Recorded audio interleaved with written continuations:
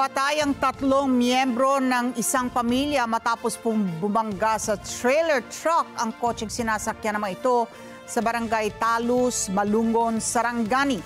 Nakilala ang mga nasawi na sina Abdul Majid Sarapudin, 35 anyos, ang asawa niyang si Ivy Lou at ang anak po nilang si Colleen na 3 taong gulang.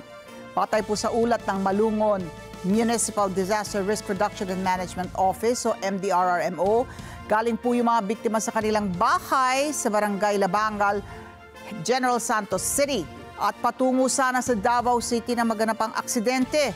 Nawala ng kontrol sa manibela ang driver ng kotse dahil po sa dulas ng daan dulot ng walang tigil na ulan, kaya't lumihis ito at nagawi sa kaliwang bahagi ng highway kung saan sumalpok ito sa kasalubong na prime mover truck na may hatak na trailer. Dead on the spot ang mag-anak dahil na rin sa malalang sugat sa iba't ibang bahagi po ng katawan. At nasa kustudiya na rin ng mga otoridad ang driver ng truck para sa kaukulang investigasyon.